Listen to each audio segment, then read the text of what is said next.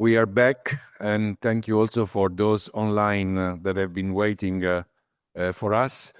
As I mentioned, we have our second panel for today's workshop, which we will be focusing on the EIC Accelerator experience. I won't introduce them all because I think Mark, our moderator, will be doing that. And thanks, Mark, for joining us in this panel. So I will leave you the floor as we are running a little bit late. It will be, I think, a very interesting panel with experiences from many different projects and many different countries, including projects that have not been financed by the EIC Accelerator. Many thanks, Luigi. Thank you all for joining us today. Today, I'll be moderating this panel focusing on, the bond that unites the EIC Accelerator as well as business angels. With me today, I have 6 people, not 7. Unfortunately, Paulina couldn't join us today. But without further ado, I would please introduce you to all our panelists.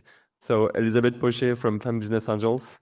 Then we have Alain Tampieri from Greenbone, Alain Pujol from France Angels, Tajana Barancic, an EIC evaluator as well.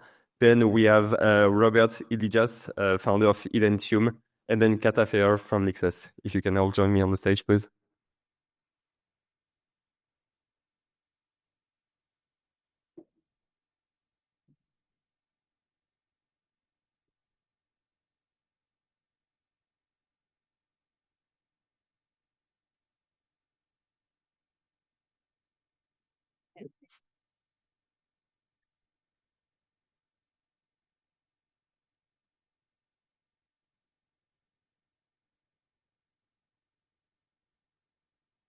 So before we head and deep dive directly into the heart of our topic, I would like to introduce all of you to Alain Tampieri, CEO of Greenbone, who will share with us her testimonial, brilliant and insightful topics on the day. Thank you.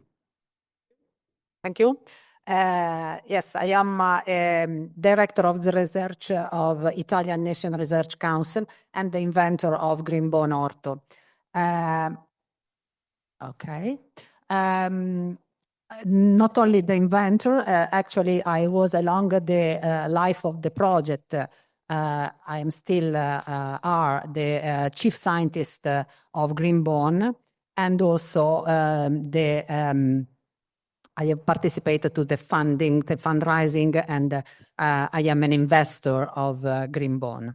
The origin of Greenbone was a template project which I coordinated. One of the last project of the 6 framework program.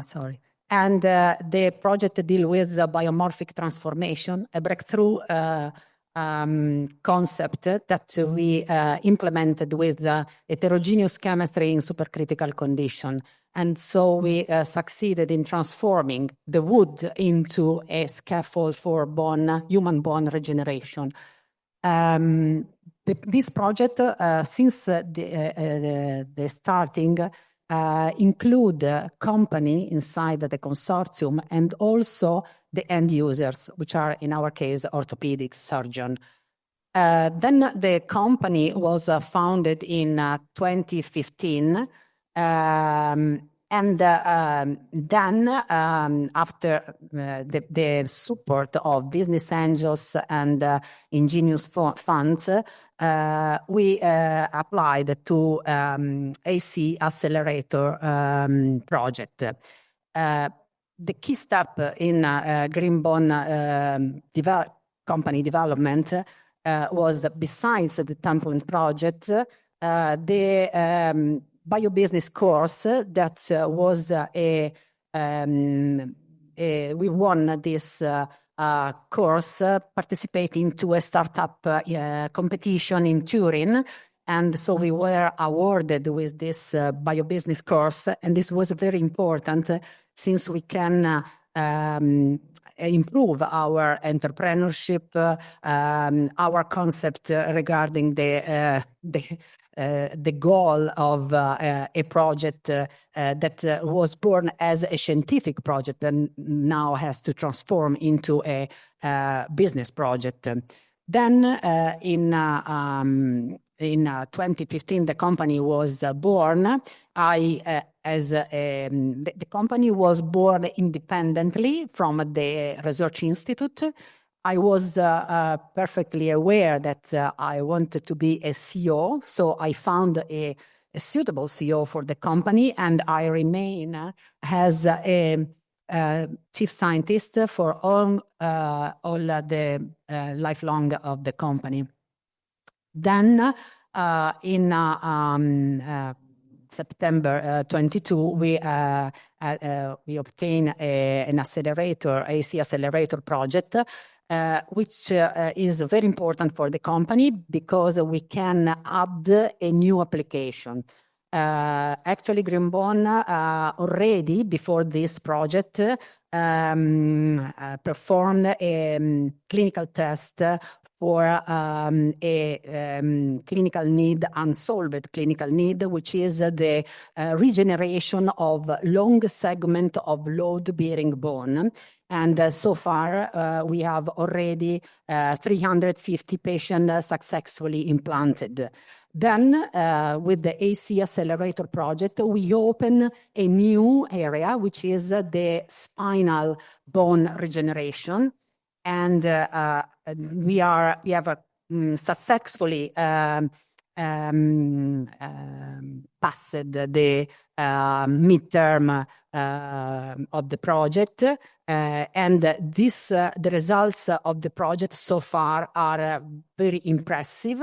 Since we have completed the 6 months clinical trials in 20 patients, and we are also completing the 12 months. And so far, Greenbone can be defined as a real game changer in the market, since it's the only one scaffold so far able to be better compared or better to the human bone, the autologous bone. If we have a short look at the equity funding history of the company, we can also notice that the company did a very good work with a relatively low amount of money compared to the other biotech company.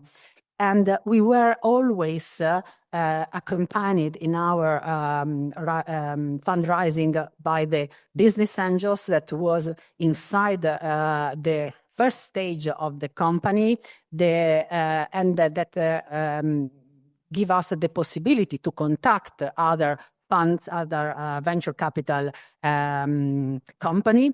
And so with about 15 million euro, we complete all the first stage goal, that was the load-bearing bone. And in the case of the second funds given by grant by the accelerator, EIC Accelerator project, unfortunately, we selected grant first. So that means that we received the 2.5 million euro and not the blended finance system. In this way, in this moment, the company is engaged in finalize the fundraising to match the equity that could be received by the accelerator project. And this is not very good, since in this way, in this moment, the company is really engaged in find the clinical the clinicians that can in creating workshop between clinicians to have the appreciation and to evaluate the real applicability of this scaffold on the market, because there is the clinical results, the clinical trial results not always assure the applicability of the material in terms of cost of market diffusion and so on. So the key point I would like you take home is that it's very important to involve the company, biotech company, business angels, and also end users, in our case, a surgeon from Rizzoli Hospital, since the very beginning of our projects. And second, the development of the company with business angels and innovation actors increase the capacity to follow on the secure further dilutive and non-dilutive financing. Thank you very much. Thank you, Anna. Very insightful. Well, just if we can remind on you just 2 minutes, as a deep tech and health tech company especially, I imagine that financing and funding is essential for a company. So how has the EIC been truly essential for you, as a real help in your case, and which challenges has you faced to access those grants and this funding? I haven't understand the first part of the question. Well, my question was, as a health tech and deep tech company, funding is insane. Probably, okay, because that... Okay, so Okay. as a deep tech and health tech company, I imagine that funding is essential for a company, and the EIC has been a huge help in this spot. So how exactly has it been essential for you? Which challenges have you faced, and which key added value was the EIC for your case? Yes, it was very important to find the business angels that believe in our technology and spread the value of the company in the innovation actors. And so we did a lot of interview. And at the end, we are able to find to reach a good fundraising, and so we could start with the company in relatively soon, in respect to the end of Templant project. But another important thing is to have a surgeon that diffuse your technology. So at that time, we had a lot of very important surgeons that are the key opinion leader in many hospitals that diffuse our technology. But obviously, the funds is all for a company. And in fact, the continuous fundraising is for a so small company a big problem, because some of the people are engaged in trying to have fundraising, but the company has 30 people, so they have to do a lot of things. So I think also that I and another of my colleague was very helpful, substituting many times as a CEO and going around the world to take lessons, to take a pitch on the company. Of course. Many thanks. Many thanks, Anna. Now turning to you, Tajana. I would like for you as an EIC evaluator to give you a bit more context. We've seen this morning from the presentation of Nuno and Stefan that from the widening countries, there's only a 3% success rate. Could you give us more context as to which gaps need to be filled by those companies in these countries, how the EIC can best support the ecosystem here? Hi. Yeah, I'm actually a consultant with 20 years experience in R&D projects and working with the deep tech companies, developing their projects. And from recently, I'm also the expert on the horizon, and from recently also a jury member, actually not the expert, but the jury member for EIC Accelerator, which is a great privilege and honor to be. So actually the projects that we see in the jury are already pre-evaluated. They're already the best of the good, right? But also I do see a lot of projects that did not pass, and did not go to this stage, to the last stage of the evaluation. And I often talk to some startups that, asking for the advice, what I think, if they're feasible to apply or not. And in general, I can say that actually what we are lacking in Croatia is the ecosystem. And this is not only Croatia. I think this is the case with all the emerging countries. There are actually a few issues there. Firstly, we had a big challenge with the scientists going to become entrepreneurs. So actually this part from the science to the entrepreneurship is quite challenging still. Lately, this is improving. We have some accelerators and some programs that are actually really working exactly on these deep tech research projects that are actually coming from the academia, and that want to actually start a company, and we even have some grants for the companies like that. So this part is improving. And then on the other hand, on the other end, we have a lack of a habit or a culture, I don't know how to call it, because the big industrial companies in Croatia are actually not really open to adopt and to test innovative technologies. So this is the other end of the problem, because those projects can't go further than TRL 4, because you don't get the chance to actually test it in the real environment, in the real industrial environment, in the companies that are really relevant on the market. So this is again something that the advantages in the developed countries, because they also have much bigger industries, right?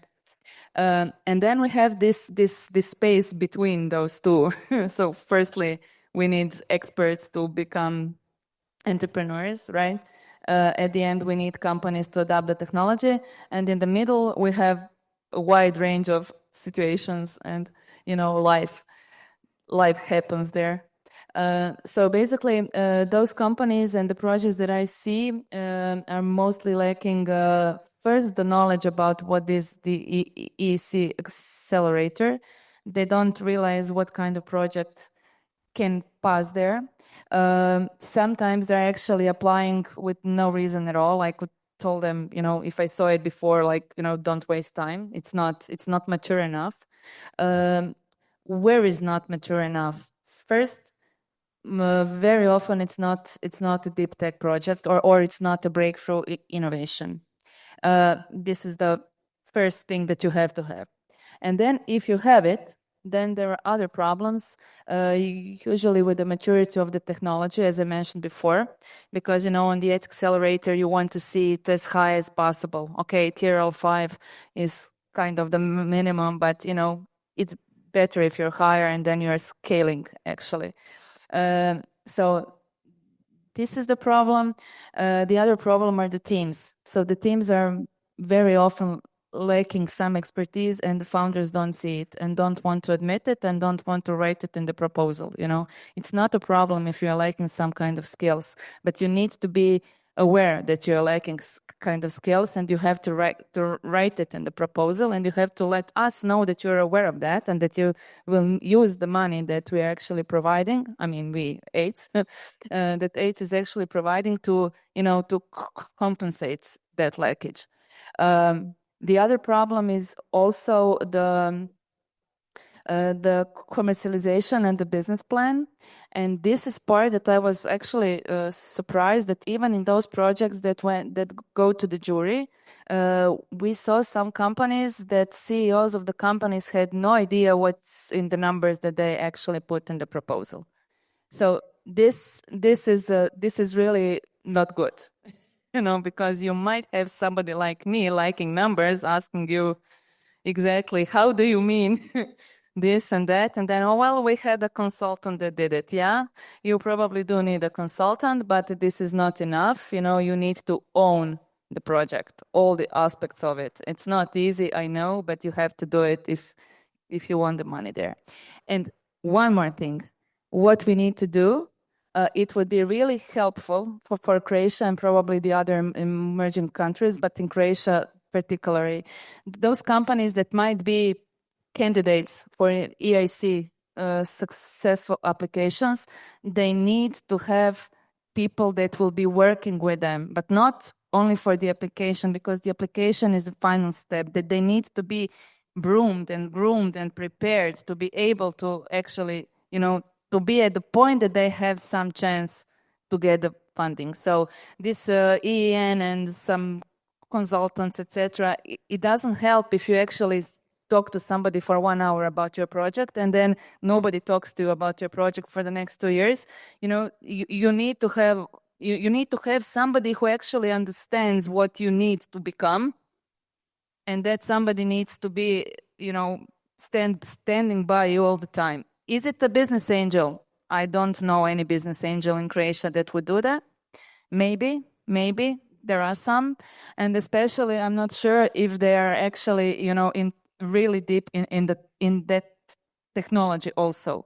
And this is also lacking. And the other thing that I'm welcoming is the pre-accelerator for widening countries that is going to happen next year, because this is our chance to have successful projects. If we are having successful projects, we are building ecosystem, we are building the knowledge level about what we need to have. We have more players that can actually share the experience in the country, and then we have much better success, hopefully, on the EIC Accelerator. And also, we need Seal of Excellence being funded from another sources. We are being promised that from our ministries for ages, and it still didn't happen. Okay. So, thank you. Thank you. Well, I think it's a good transition. Now turning to my representatives from the startups, so Kata, Robert, and Anna. Have you felt those same challenges, meaning the lack of growing ecosystem, even the lack of expertise? And in your case, for instance, Kata, have you faced any other challenges in the application phase? Yes. Well, I think what Tajana said here before is not only the issues in Croatia, but in the whole Central European region. And let me just reflect for some thoughts of yours. First, that what are the challenges in the application phase for the accelerator project? Because we are very proudly the only, but sadly and proudly, the only Hungarian startup having the accelerator beneficiary grant. So we are the only one Hungarians, what you have seen here in the charts, that are we. I didn't mention it in that. So the thing is, yes, in the application phase, first, yes, whether your innovation is accelerator ready, whether this innovation is a real breakthrough, a real innovation, how can you be sure of that? Can a business angel or a consultant or an end user help you on that? And we have a huge gap and lack of this expertise and experience in the region. Who can help you? Who can really help you at this very first step? And yes, you could say that that's why there is, in the accelerator process, there is this step one, when the evaluators in your short pitch evaluate your project. Okay, and let's be quite honest, if I may be really honest in this panel. In our case, we have had 3 evaluators, and from evaluator 1, we got 3 goes. 3 go. And evaluator 3, we got 3 no-go. So these opinions are such contradictory, because, one evaluator says, oh, it's a brilliant project. The other one says it's a 3 no-go.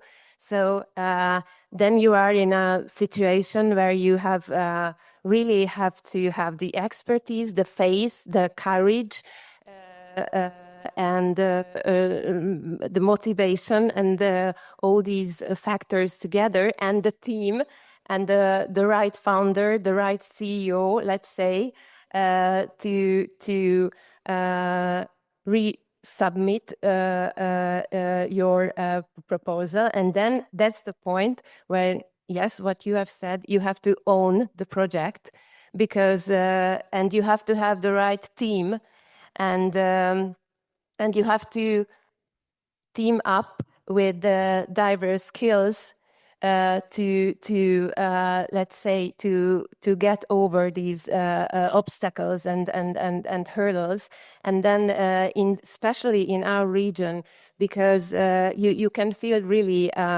let's say alone or just really. So where does the expertise then come from? Because consultants and national organizations give you mostly administrative support, but sometimes they also have the lack of experience and real practical support, how you can go further, how you can, because to write a proposal, to write a really good proposal for the application, I mean, it takes half a year, 1.5 years, even 2 years time. So in our case, it was about 1.5 or 2 years time to finish the proposal, and you have to have the time, the energy, the courage, the team. You have to finance all these period and time. So there are a lot of gaps and obstacles. But the most important is that if you don't own the project and don't have the necessary team with you, then you will probably fail. But you have to be really have the faith and courage and believe in your innovation, what you are doing. Of course, thank you. And once again, congrats on being the first Hungarian to receive the grant. Now turning to Robert and Identyum. Have you identified the same challenges in terms of goes, no goes, and what about your team going on the proposal phase? Yes, so thank you. So as you may know, we are the ones that actually failed, right? Or decided to drop it. But first, just one sentence about our company. So we are a digital identity company. We provide a middle layer, trust middle layer for European citizens, where we can trust each other online by trusting in each other's identity. It is a very fresh thing with EIDAS 2 regulation that's just come up in EU. So we are really leading this segment of humans, of society changing, where everything will be based on trusted identity. Okay, so regarding the EIC, somewhere along the way, I will first have to give a little bit of a context so you understand what we see as innovation. So we are a team consisting of 15 employees. Most of us are IT software engineers. So if you are a software engineer, then you don't see a lot of innovation. Let's be honest. I mean, last innovation maybe was large language models, or as you know, ChatGPT, and before that it was blockchain. Everything else is just mumbo jumbo. So that's one thing. We don't really see a lot of true innovation in the software development space. That's one thing. And the other thing is that we are of Slavic mentality. So we here are all, this is negative, it's not going to work, it sucks. Everybody in Slavic mentality is quite negative. We are not like Americans. Wow, magic, we're gonna blah, this is millions. So we are the exact opposite. So as a Slavic mentality, as IT engineers, when we applied for the self-evaluation and when we saw that there's like an algorithm that's evaluating our innovativeness, we just said, wow, let's drop. So we dropped it. So why did we drop it? Because essentially we figured out that this is like something that should be written by scientists, or scientists should help us to write this, or at least we should use a lot of fancy keywords that scientific papers have, which, as I said, in our area is not really true. It's not really true. We could enhance it and make it prettier, but by connecting to the scientific work papers. But essentially, it's not true. We are entrepreneurs and we want to build a product. We want to build a product that will make money, that will make a lot of money, and that will change the society for the better. So we dropped it. And after some time, we had the experience of application to another project, not EIC Horizon. We were just one small member of a larger group of companies. And then this group of companies, this consortium was consisting of a couple of university professors and, a couple of people that have university background, that have issued a lot of scientific papers. And then we saw how it really works. So it works that, you have to put a lot of, as I said, keywords and a lot of bleeding edge scientific thing inside the application. However, it is totally incoherent. So we as engineers, we saw that one or two topics that were put in the application are technically impossible. So they are literally impossible. But it's very likely that none of the evaluators will be able to see it, because you really need to be deep into the topic to be able to figure out that it's technically impossible. So that experience led me to believe that we should try again. This time with university professors. So yes, we will try again. Certainly. Good change of mentality, trying to try it again. Well, thank you. And I think it's the right time to turn to our business angels. So Elizabeth and Jana, sorry. So how do you think, first, business angels can help make the presence of EIC Accelerator known in the widening countries? And then how, of course, business angels can best help those companies in the application phase?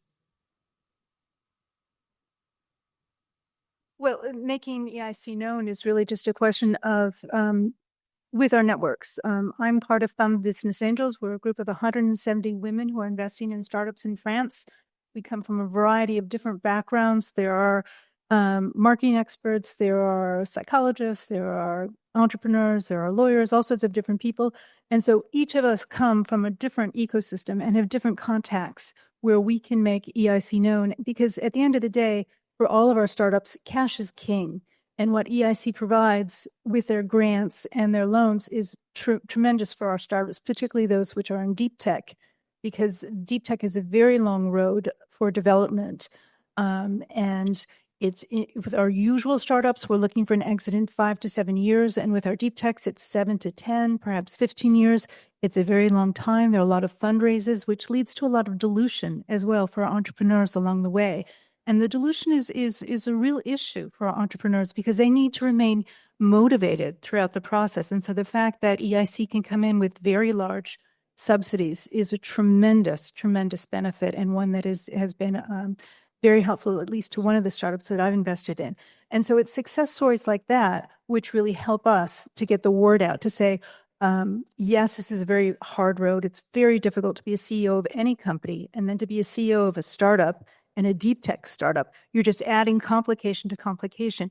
And so having funding available, even if it is a very difficult process or a process that maybe you need to understand deeply or game to be able to be successful, it's just tremendous is what I found. Thank you. Thank you, Elizabeth. So my name is Alain Pujol. I've been investing in healthcare, and also I'm the president of France Angels, which is really the federation of the business angel networks across France. And actually concerning deep tech, what we have done so far, and the question was, how do we understand deep tech? How will investors understand deep tech? How to really share the importance of healthcare, the clinical development, the CE mark, the clinical trials, this sort of thing. And so I'm part of a network specialized in healthcare. We have members all across Europe, mostly in France at this stage. But again, we are ready to help startups, companies. And when I was listening to you, I am a researcher, and we lack market knowledge. And that's the case everywhere, even in the US. So again, adding some elements to that, it's the case everywhere.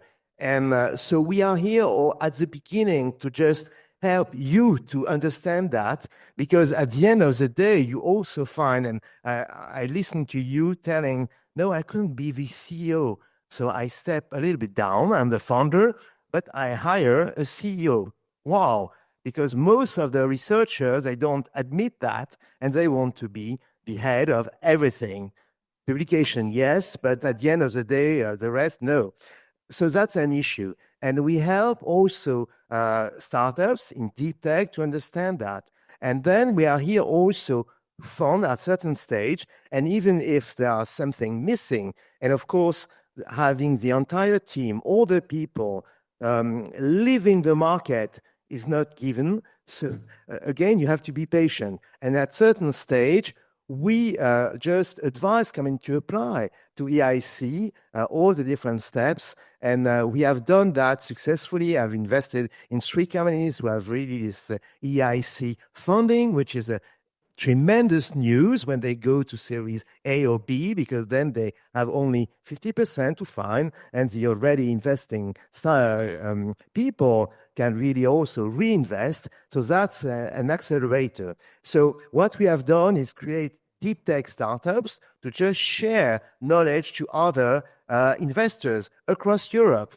So we have one in healthcare, we have one in defense, and I was very glad to listen to Stefan concerning the different fields that EIC is focusing on, which is not a surprise at all because it's all over sovereignty and all of these. So we are here to help you and to invest first when there is nothing or few things, and then go on. So that's something that we do. And to increase the deal flow, we very often organize, from time to time, really conference with the help of BPI. And you have in all your country also this people who are in your country can help and just introduce European funding, introduce EIC, explain with, and this table we had startups and investors, which is also good to really show what has happened, what didn't happen, and it's really important to understand that, and then just open it. So that's important. And at the end of the day, also, we were glad, Angels Santé, to be a partner also, one of the first partner of EIC. So we should really go on just being with the startups, not only at the beginning, but at the end as board member. We have a very minority share when the company is growing, but that's okay. We want to do that, and we want to exit, not because we get bored by the company, but we have to reinvest. That's another issue, not yours, but ours. Thank you, Alain. Well, there's something I try to remember is that, business angels, if not investors, are experts as well, especially in the healthcare domain. So it's interesting to know that you, and especially Angel Santé, will help the companies know about, for instance, the EIC Accelerator, but as well help them along the way, not only on the financial aspect, but really on a technological aspect, on a strategical aspect as board member. Is this something that you feel as well, Elizabeth? Sure, absolutely. And that's one of the great benefits of being part of a network, because when we look at a startup, no startup founder can do everything. Like you had the wisdom to bring on a CEO.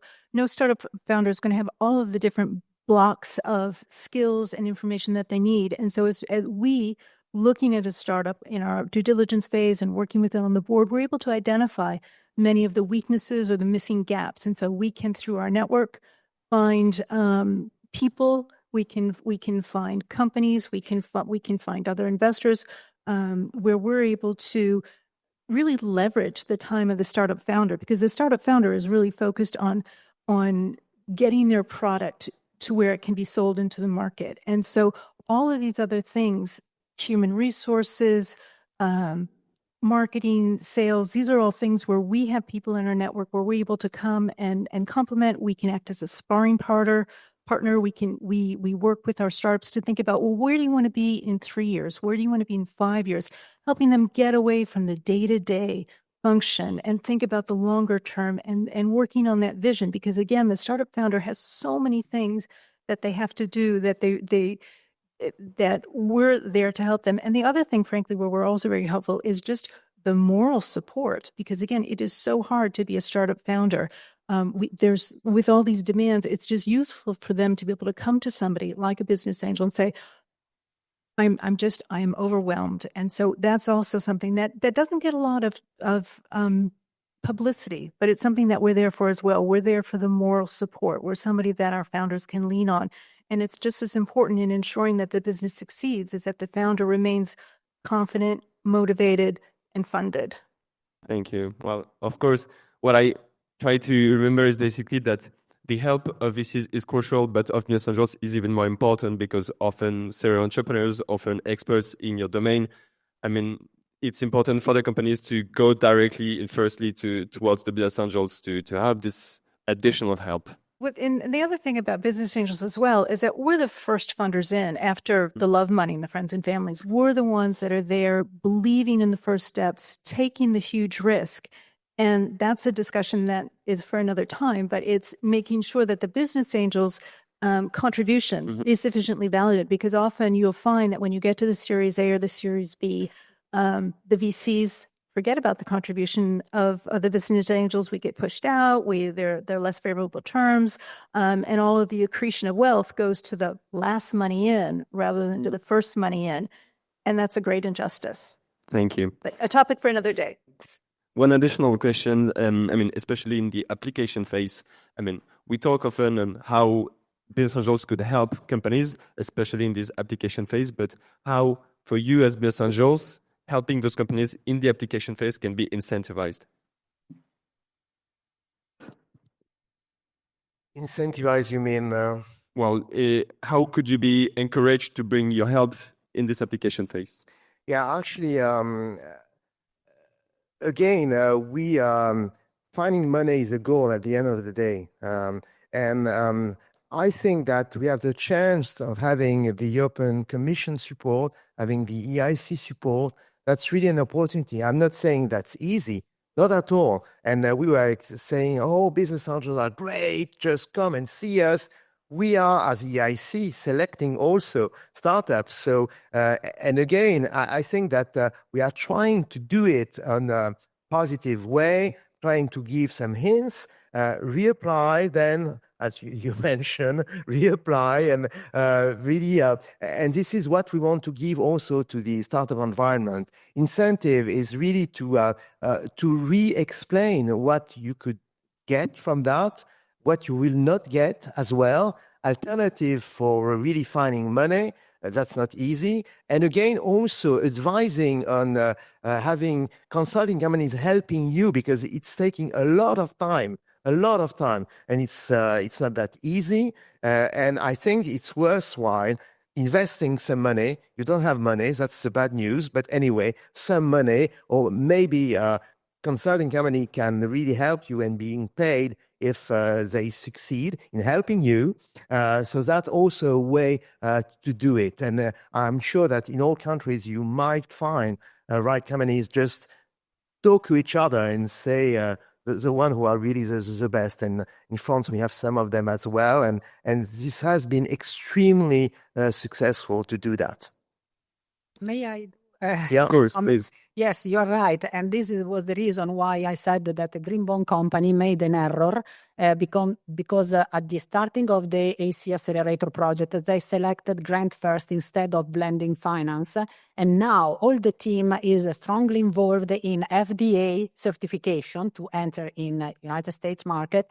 And they need to have fundraising now to match the release of equity from European Commission. So this is a big problem for the company because they are few persons compared to the big work they have to do. So you are perfectly right. The money is your main problem. And also I would like another comment related to, I'm a researcher.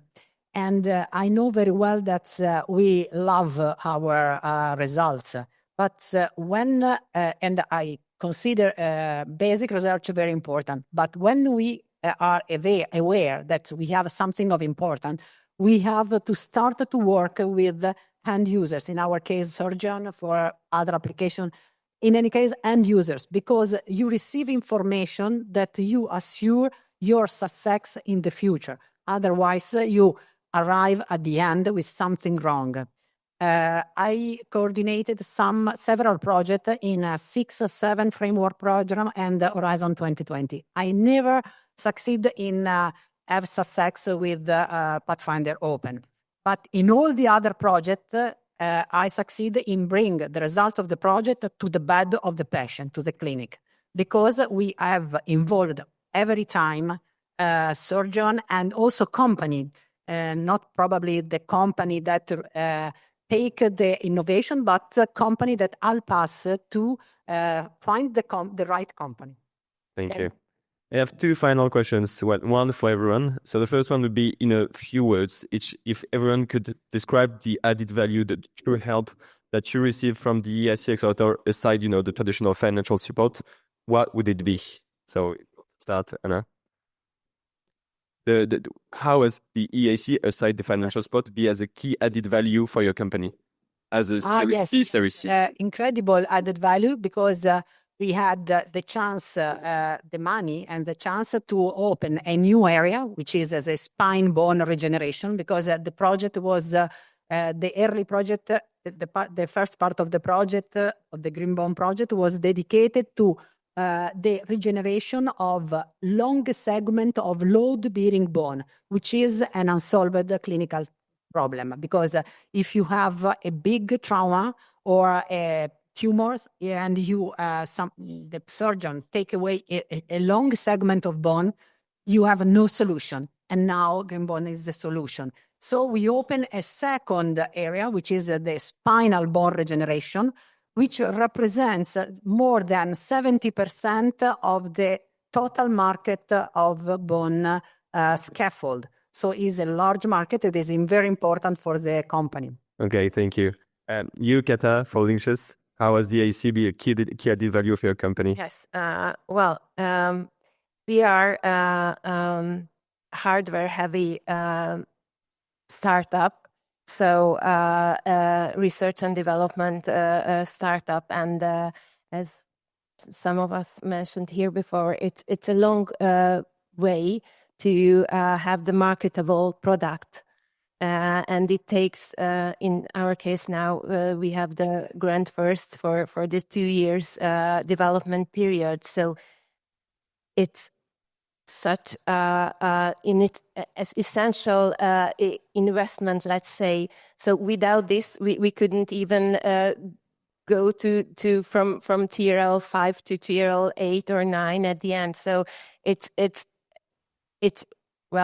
we have a lot of issues, of course, but that's without the grant first, we couldn't have reached the phase where we are now. So this initiative helped us really to face the next rounds and levels with funding and investment, but it's the grant itself is the most value added part, and of course to have the self-confidence, if I may say something like this, or the confidence and the motivation to go further. Because if we receive such a high prestige grant, then we can really believe ourselves and go further and change that Slovakian mindset that okay, just don't drop it, just go further. Thank you. One last question, especially for Tajana and the business angels here, and even Robert and the rest of you. How do you think could we deepen and foster the collaborations between, business angels and the EIC Accelerator program? Can I answer the previous question? Because what I wanted to say, besides the funding, what the EIC grant did for the startup that I invested in was providing validation, which is incredibly important. And that validation, because you have a startup that wants to do business with, in France, the CAC 40, the biggest companies, and having the validation, having gone through the EIC process, means that there's been a very critical review and it opens those doors. It also helps with human resources. It helps with recruiting. For a startup, it's hard. You know, if somebody could go work for a Kakeron or they could work for a startup, maybe long term the awards are going to be greater with a startup, but they don't know. It's very risky. And so having that validation of the EIC is a very positive element. So I wanted to answer that question. Thank you. Sorry, I would like to address the previous question. Of course, feel free. Sorry. No worries. Although we haven't received the EIC funding, obviously, but nevertheless, we have received 3 Croatian local specific grants that were focused on innovation. I don't know the exact numbers, but I would say around 1 million in combined value of grant of all 3 of them. So we wouldn't be here if it weren't for that money. It allowed us to grow normally. It allowed us to build the product, and it allowed us to come to this phase where we are now almost operationally break even. And now we are looking to expand to other markets. So it was not EIC, but it was innovation money, and it was super helpful. Congrats. Thank you. Well, then one last question. So Tajana and Business Angels, how do you think we can extend those collaborations between Business Angels and the EIC Accelerator program? Yeah, I think that we already know each other. We have to extend that. We have to make it available all over Europe. So we are extremely happy to be in Croatia now. We discuss also with Stefan the way to extend the support we can give on some deep tech domain, which are really important and different from one side to the other, and not only a 1 hour, as you mentioned, but really on a long range. And I think that we should really discuss with Stefan and his team the way to do that. I know that there is also this service providers to help you on the long range. And right now, EIC is taking 50% of the cost of it. So, and we should really help you to find the best way to really advise, coach you, not only 1 hour, but even more than that, on the key elements that you need to grow and develop. And really, again, apply, go on it. Innovation across Europe will come from you. So it's really a strong benefit. So please go on investing, searching, and doing that. And the one thing I think, and again, I've invested in one company that has received the EIC grant. The very difficult portion for them was finding the matching funding. And if there are over 1,000 funds that have already invested in EIC companies, there may be ways to introduce those funds to the companies who are searching for this financing. You said it's very time consuming to find people who are interested. And if there are already these funds who have taken that step, who understand the EIC process, and who are actively investing in these companies, greater interaction between those funds, introducing them to the people who are in this intermediate phase, who have this promise of $3 or $5 or $10 million from the EIC, but can't yet get that funding because they don't have the matching funds. There may be something very, very concrete and helpful for our startups. Thank you. Well, I see time is running out. So unless Tajana, you want to add something? I didn't answer the question. Oh, well, please go. First, I would like to see in Croatia much stronger network of business angels, because I can say that I'm really happy or satisfied with the level of business angeling in our country. That's the first one. The second one, we do have a lot of accelerating, incubating programs. We have a lot of mentors there, but this is, that comes out to this mentoring of 1 hour, 2 hours, etc. that I was talking about. There is no that commitment and dedication that might come from the business angel who is really invested with his own money and time, and he wants to do it. So I think we are liking that kind of business angels in Croatia. I'm not saying we don't have them, but we are liking them. That's for sure. And I've just heard that you have some kind of a program that is co-financed. So maybe that's something that we could discuss later after this panel. Maybe Croatia can get it too. Lovely. Thank you all.